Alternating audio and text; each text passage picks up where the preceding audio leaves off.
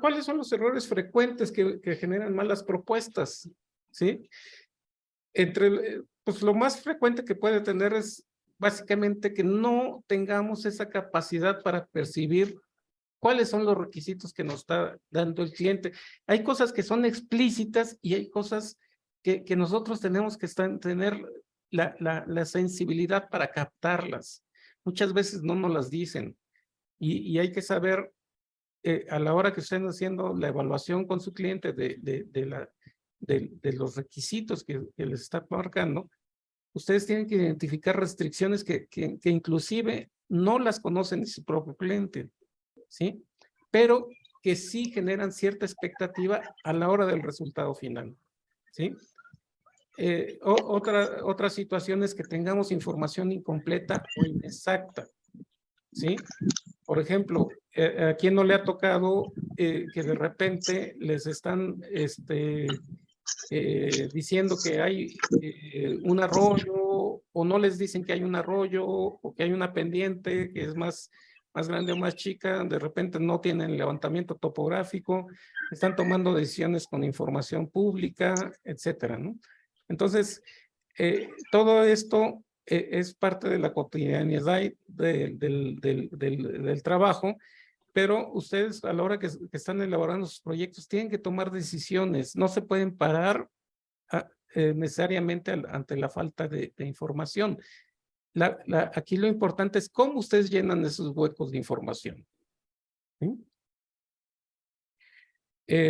Una mala coordinación interna, es decir, fallas de liderazgo, fallas en los procesos, responsabilidades no claras, etcétera, también nos puede generar errores, ¿sí? Diseños inadecuados de sistemas, es decir, vamos a pensar que ustedes están esperando un goteo y les hacen una microaspersión o no captaron correctamente los espaciamientos entre laterales o emisores y prácticamente el proyecto no sirve, ¿sí? No toman en cuenta las condiciones del terreno y muchas veces, pues, no solamente tiene que ver con el perímetro, sino también con todo lo que hay adentro de ese perímetro, ¿sí? O también que no sabemos cómo vienen los crecimientos o los desarrollos de una plantación. Por ejemplo, es un error que de repente no consideren que hay una área que va a ser dedicada a poner, por ejemplo, un estanque o, por ejemplo, un empaque, áreas de servicio que no están considerando, meten sistema y después tienen que estar modificando todo porque no entendían cómo era la dinámica del crecimiento del proyecto completo de su cliente, no solamente del riego, ¿sí? Otro problema son errores de cálculo, que pues a veces son intrínsecos a situaciones humanas, que nos equivocamos a la hora de tomar un valor, etcétera, ¿no? No seleccionamos bien una estación meteorológica, de eso nos lleva a arrastrar errores sistémicos y luego puede ser que no damos el requerimiento de riego que se puede esperar. Y la otra es no tomar en cuenta las normas o las regulaciones locales, estatales o federales en las cuales ustedes tienen que hacer caso, ¿sí? Eso nos obliga a repetir y todos estos errores, ¿qué es lo que nos generan? Reprocesos, ¿sí? Y uno de los errores garrafales es que por ejemplo, en tema de cálculos, que se equivoquen a la hora de hacer el presupuesto. Esté muy bien hecho su sistema de riego, pero su presupuesto mal hecho, mal costeado, y eso puede ser un problema para su empresa, ¿sí? Si se equivocan a un costo menor, ese es un problema porque tienen que satisfacer las necesidades pegándole al margen, y si es al revés, simplemente dejan de ser competitivos. ¿Ok? Aquí esto es lo que ustedes tienen que generar a lo largo de años de trabajo cómo manejar la incertidumbre, ¿sí? ¿Cómo puedo tomar decisiones asertivas ante falta de información? ¿Sí? Ustedes, pues, la mayoría de ustedes, como en sus empresas, no viven de hacer proyectos, ¿sí? Sino viven de vender sistemas de riego, la mayoría, ¿sí? Alguno, pues, será proyectista de full time y es lo único que hace, pero si venden sistemas de riego, hacer el sistema, perdón, hacer la propuesta es meramente una de las etapas del proceso de venta, ¿sí? Ante la incertidumbre, pues yo creo que parte de lo más importante es que sean muy claros con sus clientes, ¿sí? Muy claros. Tienen que decir que están tomando decisiones, algunas con falta de información. Eso dejarlo, identificarlo y documentarlo, ¿sí? Estas son las decisiones que estoy tomando.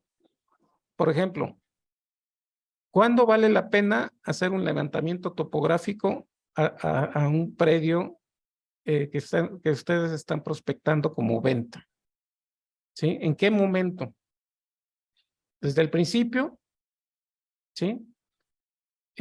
Cuando el cliente nada más está generando presupuestos con ustedes o con su competencia para ver comparativos, entonces ustedes a la hora de hacer la propuesta, en ese momento van a hacer el levantamiento, o no. ¿Van a hacer análisis de suelos o no? ¿Sí? ¿Pruebas de infiltración o no? Bueno, ¿en qué momento vale la pena hacer todo eso? Pues la respuesta es, pues, uno, pues me la están pagando o no me la están pagando. ¿Sí? ¿Qué es lo que quieren comprar? ¿Quieren comprar un proyecto? Es decir, un documento donde te hay un plano y unas especificaciones, o quieren vender un sistema de riego, es decir, una serie de elementos hidráulicos que funcionan como un sistema para llevar agua de un punto a un punto B, donde están las plantas, ¿sí? Entonces, pues parte de eso es el feeling o la sensibilidad que ustedes como proyectistas tienen que empezar a desarrollar. Hacer propuestas, es decir, ¿qué información puedo tomar? Pues puedo tomar información pública, como por ejemplo, modelos digitales de elevaciones que genera, por ejemplo, la NASA o que genera el Instituto de Geografía de su país, o etcétera, ¿no? Información pública del Google, no sé, de ahí pueden sacar su modelo topográfico, ¿sí? Si tienen cartas de suelos o ustedes conocen el valle donde están trabajando, ya saben cómo son los suelos, entonces pueden empezar a tomar algunas decisiones en relación con las propuestas técnicas, ¿sí? Otra cuestión importante es que pueden formar escenarios, es decir, la propuesta conservadora, la propuesta baja y la propuesta alta, ¿sí? Tomando en cuenta las consideraciones de la falta de información. Lo siguiente es que ustedes tomen ciertos niveles de seguridad, por ejemplo, en coeficientes, ¿no? Por ejemplo, si ustedes tienen un poquito de temor, pueden seleccionar algunos coeficientes de la hidráulica que les ayude a ser un poquito más conservadores, ¿sí? Si ustedes tienen toda la información, pues pueden empezar a manejar los coeficientes un poquito con ciertos márgenes, o a la hora de cuantificar volúmenes de material, darle ciertas tolerancias al presupuesto. Los otros elementos, por ejemplo, lo que yo decía, los datos históricos y la experiencia que cada uno de ustedes tienen en su zona de trabajo, eso es fundamental, así como la de sus propios clientes, es decir, recuerdo alguna vez algún proyecto donde a mí me salía para caña de azúcar un requerimiento riego, por ejemplo, de 7, a la hora que lo comento con otros de 7 milímetros por día, a la hora que lo comento con otros proyectistas de la zona de donde estaba ese proyecto, me decía, ¿sabes qué, Ariel? No te vayas con el 7, ese yo ya lo usé, no funcionó, haz 9. Métele 9 milímetros por día porque vas a quedar mal.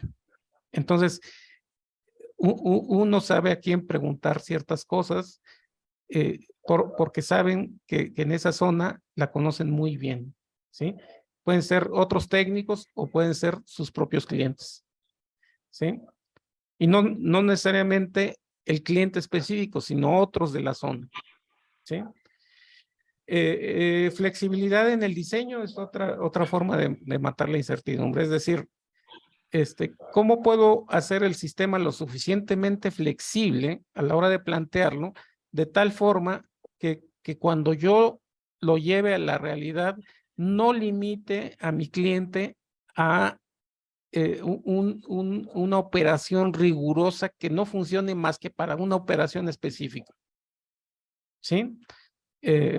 Por ejemplo, vamos a pensar que yo sectorizo de alguna forma, por ejemplo, tengo 4 válvulas en un juego de 12 válvulas, es decir, 3 sectores, cada sector con 4, y de repente yo digo, pues es que no puedes cambiar los sectores, pero el programa de plantación, pues de repente es medio dinámico, quieren descansar un predio, quieren trabajar de otra forma, quieren cambiar las fechas, es decir, traen una dinámica diferente a con la cual fue proyectado el riego. Entonces, si no consideramos que le podemos dar cierta flexibilidad a la hora de operar, normalmente el cliente nos va a protestar, ¿sí? Y porque lo están amarrando a una solución muy rígida, ¿no? Entonces, mucho cuidado con eso. Hay que ser más, hay que ser más, en todo caso, que el cliente les diga, quiero que mi proyecto sea altamente rígido, a que ustedes sean los que tomen ciertos riesgos, ¿sí? Otra cosa, ante la incertidumbre, por ejemplo, nosotros podemos empezar con un anteproyecto, que lo vamos a ir ajustando a la medida de que el proyecto va avanzando. Es decir, empezamos con un anteproyecto, una solución, la solución es como de gran visión, ¿sí? No, güey, es que esa madre, tengo un virus que convierte mi computadora en una... Gonza, Roberto, ¿pueden apagar su micrófono, por favor? Convierte la computadora en una mina de Bitcoin, pero esa madre es como... Por Si ahí hay tiene un un virus, es compañero, como no la sé si es vida Roberto también. o Gonza, que tienen encendido el micrófono. Ya no sé, en China. Y a mí me están chingando la memoria RAM, el disco duro, todo, güey, hasta la red también. Eh, no sé si yo puedo apagárselo, a ver, déjenme ver. Si tienes el fin de semana, güey, pues es la mañana mismo, pues... Ah, miren, acabo de descubrir que yo les puedo apagar el micrófono. Ok, entonces, a medida que va avanzando su proyecto, ustedes van ajustando. Obviamente, para esto debe de haber esa comunicación que yo les digo desde el principio. Tienen que cuidar que las gentes tomadoras de decisión estén enteradas de las condiciones en las cuales están generando incertidumbre, ¿sí? Y yo, pues simplemente, insisto, documenten toda esa información. Toda esa falta de información, documentenla. Eso es por su bien.